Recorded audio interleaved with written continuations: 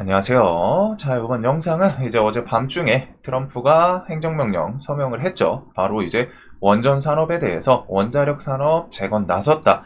2030년까지 대형 원자로 10기, 10기 좀 착공, 그거 플러스 규제 완화 이런 것들이 이제 좀 포인트인 것 같아요. 그래서 2050년까지 미국 원자력 발전 용량 4배 확대부터 해가지고 백악관 미국 원자력 르네상스 시작할 때다. 즉 미국 정부 정권 자체에서 그리고 이제 대통령이 조금 밀어주는 그런 섹터로 갔다가 완벽하게 지금 좀 자리를 잡는 그런 산업 섹터에 대한 내용이고, 요게 이제 미국 장에 좀 영향을 많이 줬던 것 같아요. 그래서 뉴스케일 파워 요 종목도 신고가를 조금 또 눈앞에 두고 있는 엄청 강력한 모습이고, 오클로 같은 경우에도 신고가가 그렇게 또 멀진 않습니다. 얘도 지금 뭐 50선 50달러 선이고 뭐 60이 신고가이지 않나. 그래서 지금 이제 한동안 이게 좀 세력주 느낌이랑은 다르지만 최소한 시대적인 흐름, 그리고서 항상 말씀드리지만 그 미국이 정하는 그런 정책은 조금 쫓아가다 보면은 돈이 좀 툭툭 떨어져요. 이게 돈 많은 부자가 길을 가면은 당연히 주머니에서 돈이 떨어져요. 그리고 보통 그게 이제 주식시장에서 수익으로 좀 차익 실현을 할 수 있는 포인트가 될 수 있다 보니까, 자, 요 뉴스는 한번 가볍게 시간 되시는 분들은 내용 보시면 좋을 것 같습니다. 자, 그래서 지금 이제 트럼프가 원전에 대한 행정명령을 서명을 했고, 미국장에서는 일단 그 전부터 좀 반응을 했었죠. 미국 에너지부 장관의 발언도 있었고, 트럼프가 뭐 이제 밤중에 행정명령 서명을 할 거다. 그걸로 오클로 뉴스케일 뭐 등등 다른 원전주들 뭐 브릿지 뭐 이런 건 40몇 프로 오른 것도 있어요. 거의 전체적으로 저 두 종목만 움직인 게 아니라 원전 관련해서 뭐 우라늄 생산하거나 뭐 그런 우라늄 가공하는 기업부터 해가지고 원전 관련된 기업들이 어제 좀 대거 상승을 했습니다. 어제 미국 지수는 밋밋했죠. 요게 이제 유럽 관세 이야기 나오면서 저는 처음에 그 애플 관세 때문에 이렇게 밀리나 하고 봤는데 애플이 한 3% 정도 밀려 있더라고요. 근데 이제 미국이 한 2%까지 밀렸었어요. 근데 이제 뭐 다시 다 돌려놓기는 했는데 보니까 이제 유럽 관세 이야기는 있더라고요. 그래서 그런 시장에서도 그런 좀 안 좋았던 상황에서도 원전 쪽이 좀 셌습니다. 그리고 우리나라도 원전이 계속 좀 강하잖아요. 두산 에너빌리티 추세 타면서. 그래서 저도 뭐 두산 에너빌리티 그냥 들고 넘어오긴 했는데, 자, 지금 이런 시대적인 흐름, 결국 시대적인 흐름을 보면 거기서 돈이 떨어져요. 시대적인 흐름으로 제가 계속 강조드렸던 게 AI죠. 그런 AI에서 다양하게 파생되는 그런 섹터들이 있던 것처럼, 자, 최근에 이제 몇 주 전에 유럽에서는 대규모 블랙아웃이 일어났습니다. 유럽에서 대규모 블랙아웃 일어났었죠. 그리고 이게 일부 지역, 어디 지방 조금 뭐 이런 게 아니라 스페인 전역이었어요. 스페인 전역, 그리고 뭐 포르투갈, 뭐 수도, 그리고서 프랑스 남부 이런 식으로 왔다가 블랙아웃 규모가 상당히 컸습니다. 상당히 컸어요. 뭐 우리는 사실 이게 우리나라가 해당된 게 아니니까 그냥 좀 와닿진 않는데, 뉴스 보셨던 분들은 와, 이게 국가 전역이 정전이라는 거는 사실 엄청난 거죠. 해가지고 국가 전역, 우리나라 전체가 그냥 다 그 전기가 끊겼다고 생각을 해보세요. 블랙아웃 뭐 몇 시간 동안 한 10분만 해도 어지러울 텐데 몇 시간, 뭐 반나절 동안 엄청 큰 거거든요. 근데 그게 이런 식으로 갔다가 좀 셌어요. 그리고 이게 왜 일어났나, 이것부터 보셔야 돼요. 왜? 복잡한 이유가 있을 것 같지만 결국 에너지 공급이 부족해서, 이게 이제 가장 큰 원인이겠죠. 그러면은 에너지 공급이 왜 부족했는가, 뭐 현대사회에서 에너지 공급이 부족할 이유가 뭐가 있나 라고 생각을 할 수 있는데, 왜 일어났는가, 이 당시에 이상기후가 뭐 조금 있었다고는 합니다. 그리고 그거 플러스 과도한 재생에너지에 대한 의존, 이런 것 때문에 이게 이제 원인이었다. 이 재생에너지가 지금 분명히 뭐 후대한테 이제 좀 자연과 환경 지키고 후대한테 더 좋은 환경 물려주고 해야 되는 부분은 저도 공감은 하는데, 지금 현대사회에서 결국 주축이 무엇일까? 뭘까를 생각을 해봐야 됩니다. 그리고 재생에너지는 문제점이 아직은 좀 나오는 게 그게 있죠. 기후. 말 그대로 재생에너지가 대부분 대표적인 게 뭐예요? 신재생에너지, 재생에너지라고 하면 우리 머릿속에 딱 떠오르는 바로 그거. 태양광이랑 풍력. 이런 것들이 대표적인데, 그것들은 뭐에 영향을 받죠? 기후에 영향을 받습니다. 태양광 같은 경우 뭐 구름이 쫙 껴가지고 그 태양이 그 태양광 패널에 못 와. 그러면은 에너지 생산이 안 되죠. 뭐 풍력 같은 경우 뭐 바람이 멈춰. 그러면은 그것도 에너지 생산이 힘들겠죠. 이런 것처럼 재생에너지 키워드는 지금 기후의 영향을 많이 받아요. 그럼 이거에 대해서 뭐 해결하기 위해서 뭐 ESS, 뭐 에너지 저장 장치 이런 내용도 있는데, 에너지 저장 장치도 지금 뭐 화재라던가 그런 요소들 때문에 아직 좀 완벽하게 기술력을 갖추고 그러진 않죠. 그래가지고 이런 게 지금 문제인 겁니다. 갑자기 이상기후가 오면은 순간적으로 어제까지는 잘 되다가 기후가 조금 그루운 뭐 한나절 깔렸더니 태양광 에너지 생산이 안 돼. 이미 쓸 건 다 썼어. 지금 이제 충당이 안 돼? 그러면은 블랙아웃으로 이어지는 그런 게 지금 현대사회의 문제인 거예요. 시대를 관통하는 흐름, 시대를 관통하는 AI라는 거대한 그 산업, 이게 생겨났습니다. AI가 생겨났고, 이거에 대해서 AI를 학습시키는데 뭐가 필요해요? 막대한 반도체 칩. 뭐 우리 그래픽카드, 엔비디아가 이것 때문에 상승을 한 거죠. 그러면은 그 반도체 칩은 이제 그냥 땅 파서 작동하는 게 아니죠.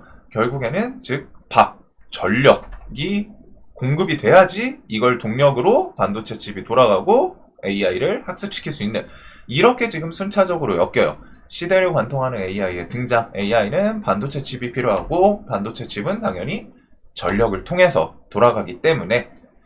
자, 그럼 다시 돌아가서 우리가 여기서 생각을 해볼 게, AI가 단발성인가? 이게 그냥 딱 지금 뭐 반년 1년 핫하고 끝날 것인가? 이걸 생각을 해봐야 되는데, 아직 가야 할 길이 멀죠. AI 같은 경우에는. 그리고 앞으로도 계속 투자가 이어질 수밖에 없는, 전 세계적으로 지속적인 투자가 이어질 수 있는, 정확히 말하면은 투자가 이어질 수 있는 게 아니라 이어질 수밖에 없는 분야예요. 아직까지는. 분명히 이게 투자를 할까 말까 선택지가 아닌 강제성이 좀 부여가 되어 있죠. 야, 미국, 중국, 세계에서 대표적인 국가들 다 AI 하는데 우리라고 안 할 수 있나? 뭐 예를 들면은 자식 교육 같은 거죠. 뭐 옆 동네 혹은 옆집 사는 뭐 자식이 그 학원을 보내. 뭐 과외를 받아. 그러면은 우리 다 똑같잖아요. 우리 애도 학원 보내고 과외해야겠네. 이런 것처럼 세계에서 특히 대표적인 트렌드 국가들, 중국, 미국, 그 다음에 뭐 유럽 국가들 해가지고 잘 나가는 국가들이 다 AI에 대해서 힘을 주고 있는데, 다른 국가들이 안 할 수가 없단 말이에요. 그렇기 때문에 투자가 이어질 수밖에 없는 분야이고, 이 AI를 통해서 이 리턴 값이 꽤 크죠. 해가지고 즉 선택의 영역이냐, 우리가 주식을 할 때 중요한 게 그게 있어요. 이게 선택의 영역인가 혹은 필수 영역인가. 선택의 영역은 말 그대로 할까 말까 하다가 선택을 안 해도 상관이 없어요. 하지만 필수 영역은 할까 말까가 아니라 이건 무조건 일단 하고 봐야 되는 건데, AI는 지금 필수 영역에 가깝죠. 딱 보면은 챗 GPT나 뭐 이제 그록, 제미나이 이런 것들도 핸드폰으로 이미 쓰시는 분들이 많을 거예요. 프로그램 코딩 쪽은 마이크로소프트 얼마 전에 뭐 뉴스 지나가다 보면은 대기업들에서 이미 AI로 좀 대체를 하더라고요. 그런 코딩하는 곳들. 그래가지고 인원들 감축하고 뭐 그런 뉴스 좀 계속 보이는 것 같습니다. 저는 뭐 아직 좀 구시대 사람이어서 그런지 활용을 잘하지는 못하겠던데 점점 뭐 발전하고 나아지겠죠. 자, 그러면은 AI는 계속 세계에서 중요한 분야이고 각국의 경쟁이 이어질 거고, 경쟁은 뭐를 불러오죠? 투자를 불러옵니다. AI가 지속된다는 거는 오케이, 거의 확정 상황이에요. 확정된 상황이니까 그럼 그 다음 AI 학습을 위해 요구되는 분야들을 봐야겠죠. 대표적인 게 전력 공급입니다. 전력 공급. 왜? 신재생 에너지로는 현대사의 전력 수요를 못 따라가요. 따라가면은 원전이 필요가 없겠죠, 애초에. 근데 이제 이런 국가들, 유럽 국가에서 계속 따라갈 수 있었다면 신재생 에너지로 갔다가 현대사의 전기 수요 충분히 따라갈 수 있었다면은 세계에서 가장 먼저 신재생 에너지 정책에 힘을 줬던 유럽 국가들에서 원전에 대한 이탈이 안 나올 거예요.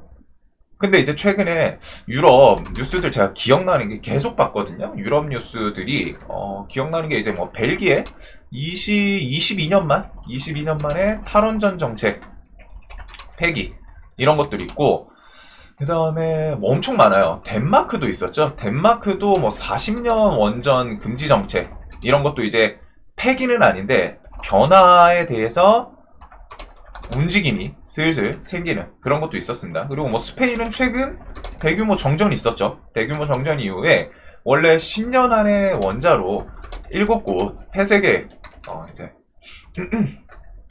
폐쇄 계획이 있었는데 이거를 취소를 했어요. 왜? 아, 이거 큰일 나는구나. 정전 한번 겪어보니까 야, 이거 지금 폐쇄하면은 그때 진짜 더 난리 날 수도 있겠다. 이거는 일단 취소. 이런 식으로.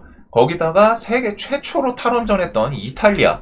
여기는 세계 최초입니다. 세계 최초로 원전 탈원전을 했던 이탈리아인데 여기도 마지막 원전이 폐쇄된 게 꽤 됐더라고요. 한 25년이 지났어요. 마지막 원전 25년 폐쇄 25년 만에 다시 원전 사용 법안 승인. 그 다음에 오늘 뭐 뉴스 오늘인가 어제인가 보니까 뭐 스웨덴 원전 본격화. 그 다음에 뭐 크로아티아 SMR 추진. 이런 뉴스들이 지금 덕지덕지 붙어 있습니다. 신재생 에너지에 앞서 가려고 계속 힘을 줬던 유럽 국가들이 원전에 대해서 지금 다 턴을 하고 있어요. 뭐 국가 한쪽만 그런 게 아니라 전체적으로 갖다가 다 원전에 대해서 지금 야, 이거 원전 정책 폐기해야 돼. 탈원전 정책 일단 폐기하고 탈원전 정책 폐기를 한다는 건 뭐겠어요? 원전에 대해서 조금씩 또 진전하려고 하는 그런 내용들이겠죠. 그다음에 원전 지금 쉽게 폐쇄하면은 나중에 난리 나겠구나. 아, 야, 계획 취소해. 안 되겠어. 일단 냅둬봐. 이런 것들.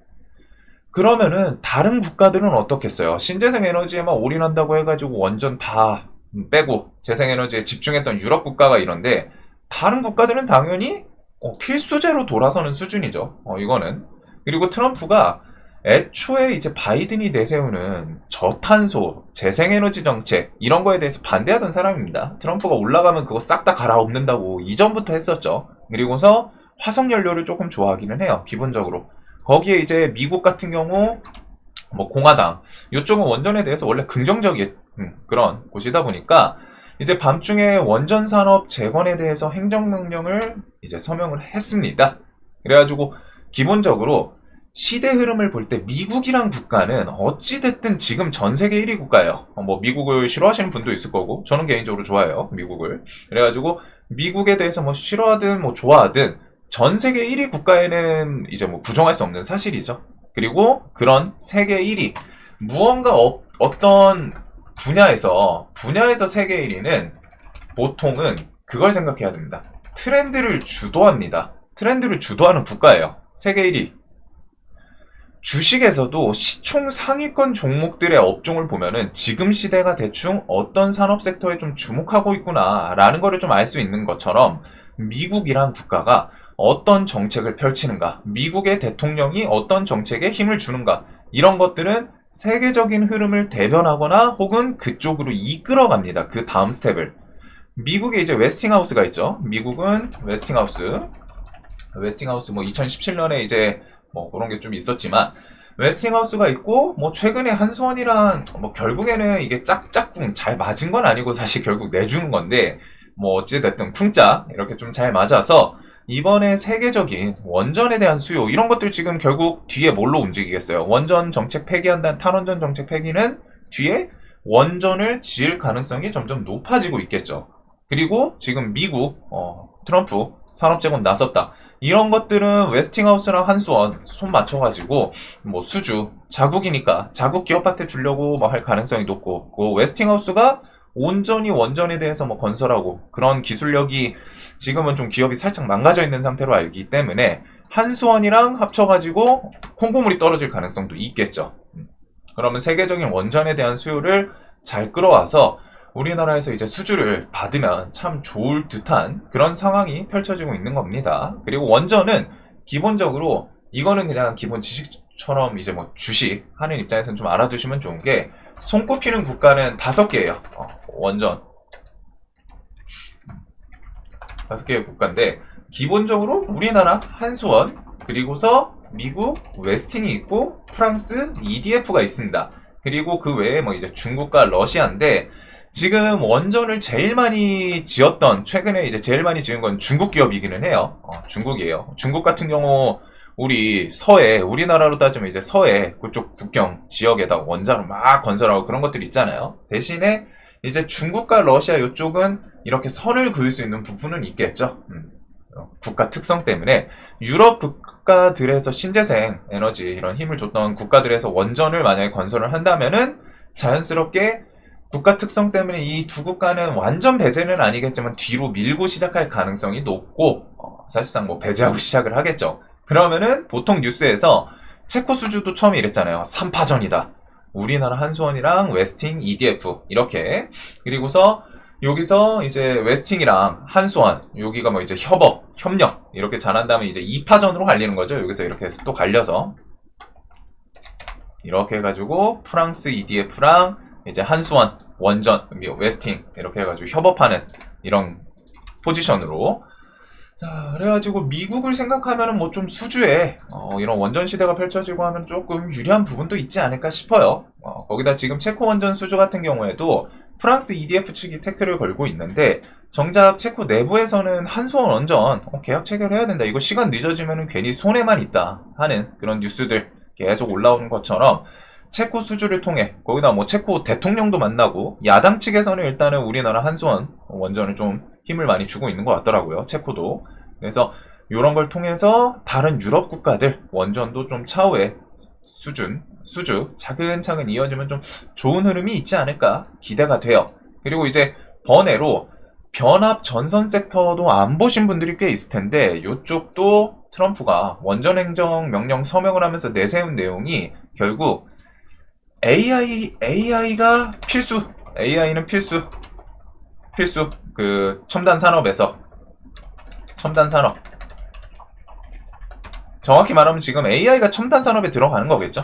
그리고 이 AI 때문에 전력 수요 급증한다. 그리고 그런 상황에서 미국 첨단 산업 우위 유지를 위해 안정적인 전력 공급이 필요하다라는 판단. 그리고 이 전력 공급은 당연히 이제 원전. 지금 이게 그래서 행정명령 서명을 한 거고 이런 부분은 자연스럽게 변압전선까지 좀 엮일 수 있는 부분이겠죠. 그냥 공급처만 있는다고 되는 게 아니니까 공급이 있으면 유통되는 게 있어야 되잖아요. 그 사이에 전력망, 특히 미국 노후화 전력망 뭐 이런 것들이랑 같이 해가지고 미리 선제적인 투자를 한 기업들도 있죠. 우리나라. 그래서 이번에 행정명령 서명 내용들을 좀 크게 봤을 때 대충 한 이 정도인 것 같아요. 2030년까지 대형 원자로 10기 착공. 그 다음에 두 번째가 군사기진의 최소 한 기의 원자로 건설 지시 이런 것들이 있었습니다. 그리고 요거는 뭐 좀 해석에 따라 다른데 국방시설이랑 AI 데이터 센터 전력 공급원 좀 그거 확보를 위해서 특이점이 상업용이 아니잖아요. 군사기지랑 뭐 이런 것들 국가 단위로 쓰는 거는 상업용이 아니기 때문에 파는 용이 아니라서 원자력 규제위원회 허가 절차도 좀 건너뛸 수 있다라고는 합니다. 이건 뭐 가봐야 될 것 같은데. 그리고 3. 에너지부, 그 다음에 이제 뭐 국방부 해가지고 요거에다가 원전 규제위원회 NRC라고 하더라고요.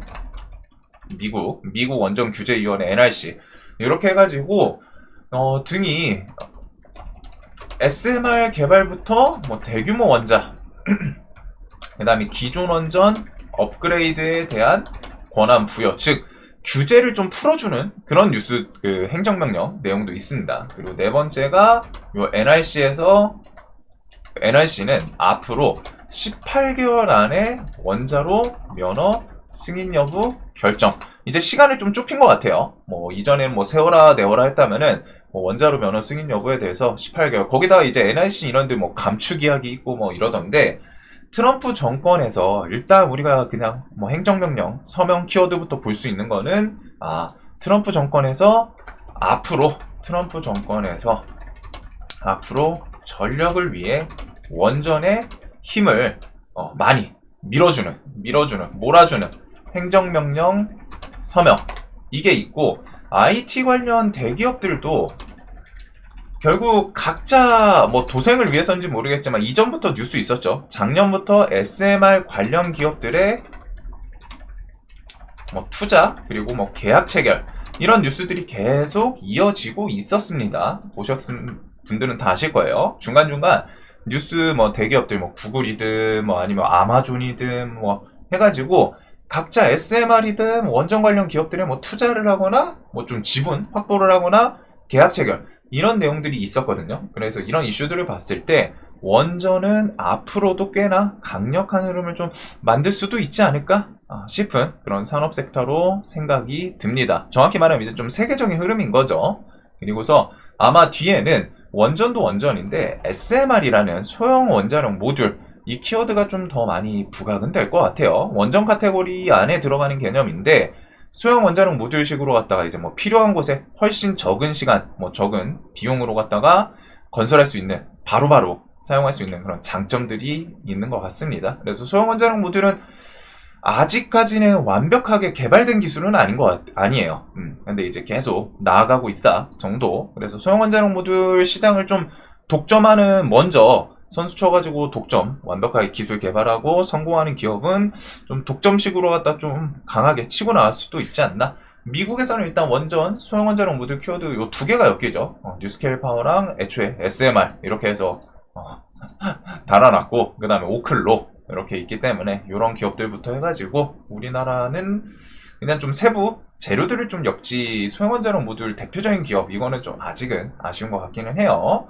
그리고 자연스럽게 얘네들이 움직이면 이런 변압전선 얘네들도 지수 급락 구간부터 계속 우상향을 하고 있어요. 여기 변압전선은 최근에 임팩트 있는 뉴스가 안 붙다 보니까 안 보신 분들도 꽤 될 텐데 여기는 애초에 현대인력 같은 경우는 미국 뭐 선제적으로 증설 이게 있었죠. 왜 증설을 할까? 이 기업에서 미리 선 투자를 한다는 거는 이거 미국 지금 시장 노다지다. 뒤에 더 매출 나올 거다. 라는 생각을 해가지고 선제적인 투자를 했을 거다라고 요때쯤 말씀을 드렸었죠. 그리고서 지금 알게 모르게 변압전선에서 우량주들 좀 세력주 쪼만한 애들 말고 짜잘짜잘한 애들 말고 그나마 실제로 기업 진짜로 산업 제대로 하는 이런 애들은 다 차트가 비슷비슷하게 올라와 있습니다. 그 다음에 얼마 전에 뭐 가온전선은 뭐 정고점 돌파 나오고 신고가 이런 것처럼 변압전선도 덩달아.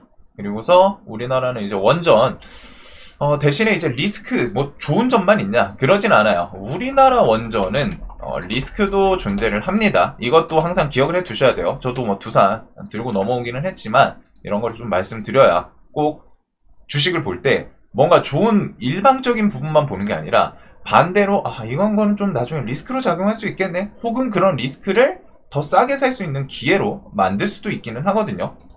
그래가지고 원전 같은 경우에는 일단 뭐 미국 원전이 좀 장기로 보기에는 사실 편하겠죠. 편한 건 있는데 우리나라 같은 경우에는 대선에 따라서 갈려요. 대선 정권 어디가 들어서냐 따라 뭐 조금 악재성 영향을 받을 수도 있습니다. 기본적으로 이제 국힘 측은 이제 원전에 대해서 좀 긍정적인 그런 액션이고 민주당 측은 이제 재생에너지에다가 원래 좀 힘을 많이 줬죠. 이번에는 이제 원전도 조금 포용하려고 하는 그런 뉴스들도 있기는 했는데 그럼에도 불구하고 일단 재생에너지가 주축이기는 해요. 정책상. 그래가지고 그런 부분들은 좀 어떻게 뒤에 좀 작용을 할지 이거는 뭐 그때 가서 반응 안 할 수도 있지만 그래도 주식 시장에서는 좀 일단 반짝하고 하지 않을까 싶거든요. 그래서 이런 부분들은 리스크로 생각은 해 두셔야 됩니다. 실제로 어디가 당선될지 그런 건 모르지만 그래도 그런 거에 따라서 리스크가 이렇게 되면은 내가 뭐 일시적으로 일단은 좀 정리를 하고 뒤에 흐름 추이 지켜보면서 정책적으로 갖다가 뭔가 규제 뭐 혹은 완화 이런 거에 따라서 다시 접근을 할지. 자, 그래서 영상이 조금 길어졌는데 어제 이제 미국에서는 시장이 조금 뒤집혔던 포인트가 요거였던 것 같아요. 지수 대비해서도 상당히 셌던 강했던 종목들이 많이 포진돼 있었고 그만큼 좀 큰 이슈이기도 한 것 같습니다. 그만큼 미국에서 이게 좀 단발성보다는 계속 이런 걸 통해 가지고 원전 이제 뭐 또 지으려고 하겠죠. 유럽 측들도 뉴스들을 통해서 봤을 때 그렇고 그리고 이런 것들은 신규 원전 한수원에서 뭐 이제 또 수주 이런 거에 대한 기대감을 불러일으킬 수는 있다 보니까 자, 영상 항상 도움되셨으면 좋겠고 주말 편히 보내시길 바라겠습니다.